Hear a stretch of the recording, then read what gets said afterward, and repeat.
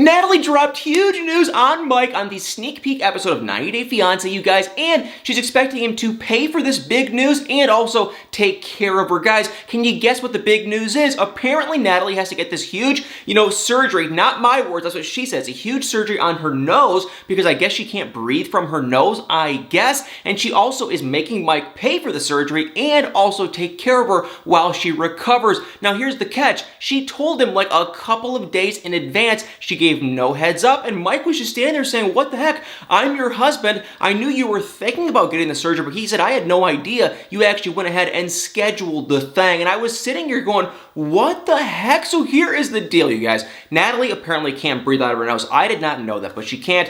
I don't know if the surgery is big, little, or small, whatever. She claims it's some big, very, very, very expensive thing, and she's been talking to her doctor by herself, not with Mike, and the doctor basically said that, the insurance might be able to cover some of it, but they have to pay the rest out of pocket, and by when I say they, I mean, Mike, because Natalie clearly can't, pitch in. So, Mike was just like, I can pay for it, but it gets even worse because she didn't want to tell Mike just with him and her because she knew he was going to get mad that she did all this stuff on her own, didn't, consult with Mike at all. So Natalie told Mike at her friend Juliana's, and you're probably wondering, who is Juliana? Okay, is Julia something like that? Her name is, I think it's Julia. She's this woman from Russia who Natalie met online. She's kind of friends with her. And so Natalie invited Mike over to Julia's house so the three of them could sit there and Natalie could tell, Mike in front of Julia so Mike wouldn't get really mad. And I heard that, I was like, oh my God, she is just like in the first grade. This is so immature, so stupid. So she told him, Mike didn't get mad in front of Julia, but that next couple days, he sat her down and just said,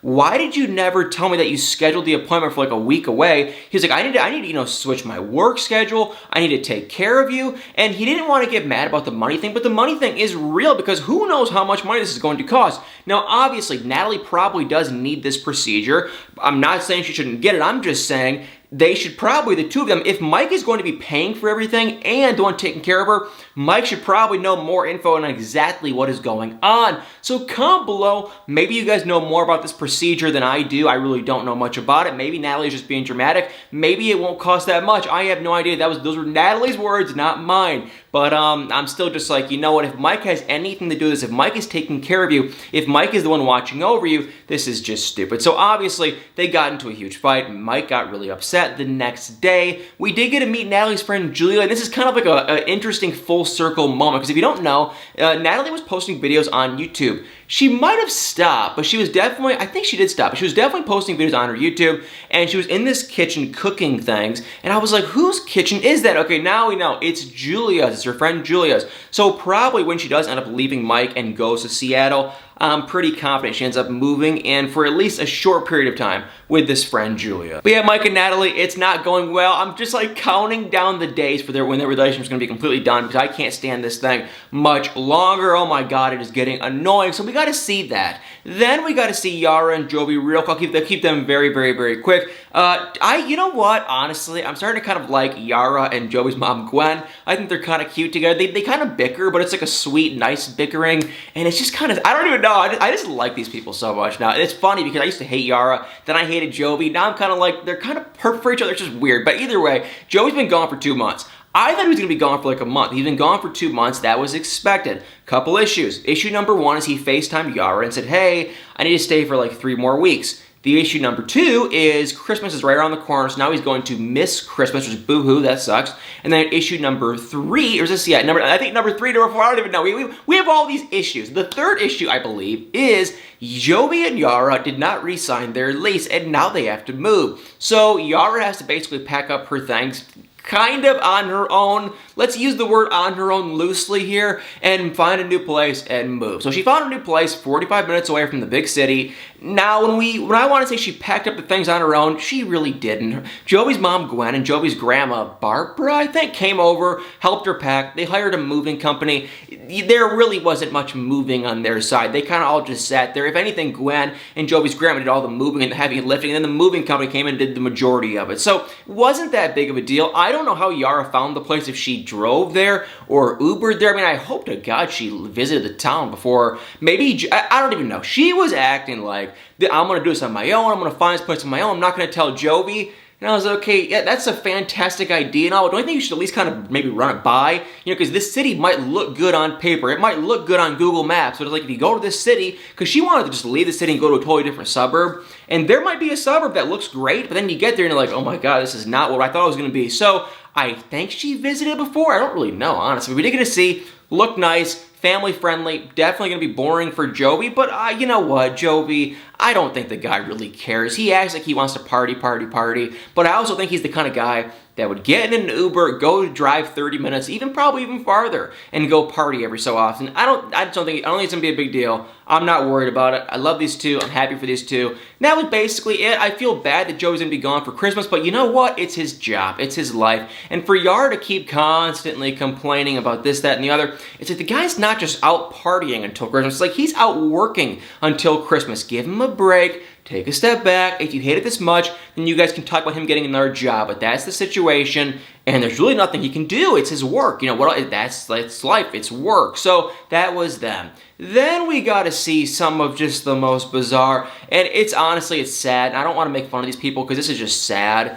Okay, the first thing I am going to make fun of, though, the first thing was stupid. Brandon and Julia, they were on. They're looking to move out. Fantastic. Give them a big round of applause. That's amazing. They're looking at apartments. They looked at an apartment. This one was a 3-bedroom. Okay, let's do some quick mental math. Why would two people without any kids, nothing else, why would they need a 3-bedroom apartment? The place was $1,800. Yes, $1,800 US.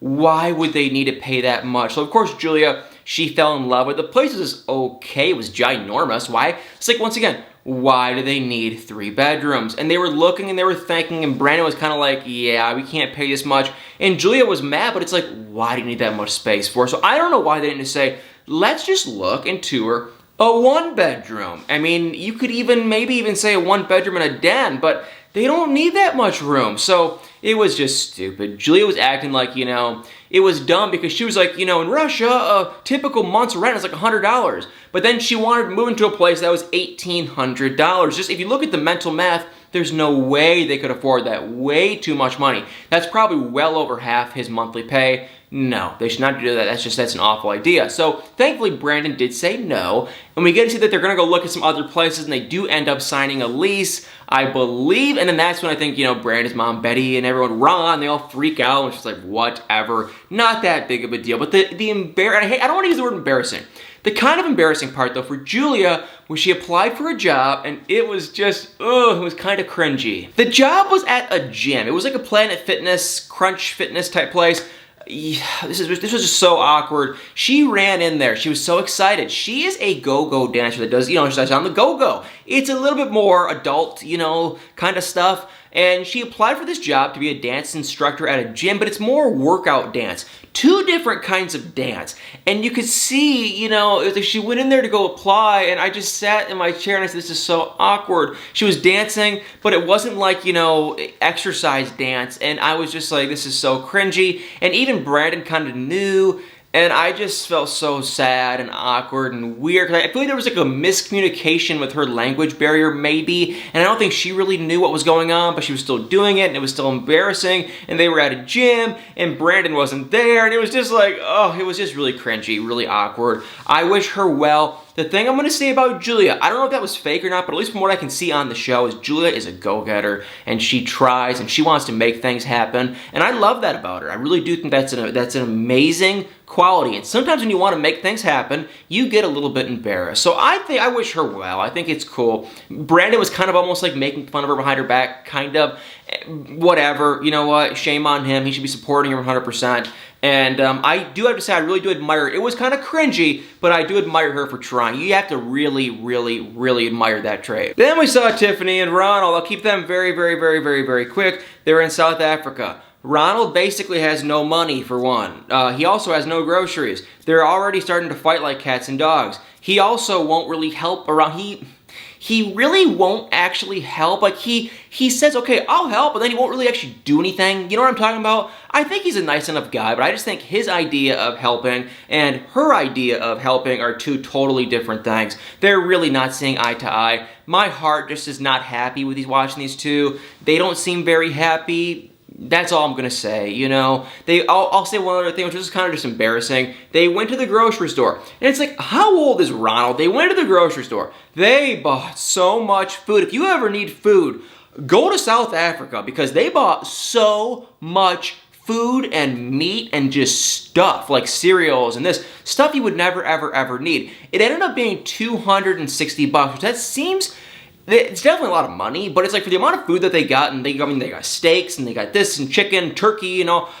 I was like, that seems kind of actually cheap for how much they get. They got so much food. But they go to the cash register, they're ringing it up, and you could just see Ronald biting his nails, getting all nervous, and I was like, oh my God, if he can't pay for this, because this whole thing was Ronald's idea. Ronald wanted to go to the grocery store. Ronald was saying he has the money. He wanted to go prove it wrong. They get to the grocery store, Ronald was buying literally every single thing. He bought all this meat and all this stuff. Then they go to pay, and Ronald is $50 US short. And I'm just like, dude, really? Seriously? You can't pay the bill? Why? That's why I asked earlier, how old is he? Because it's like, if you were even, you know, in your 30s and whatnot, you would go into a grocery store and say, I have this much money in my bank or in my pocket right now, and let's try to count this thing out before we go to, that's how I would act. But Ronald apparently doesn't do that. So I don't know. It was embarrassing. Who do you think paid for it? Tiffany. So it's like Tiffany gets #1 point. Then they go back home. They're unloading the groceries. Tiffany was helping with the groceries too.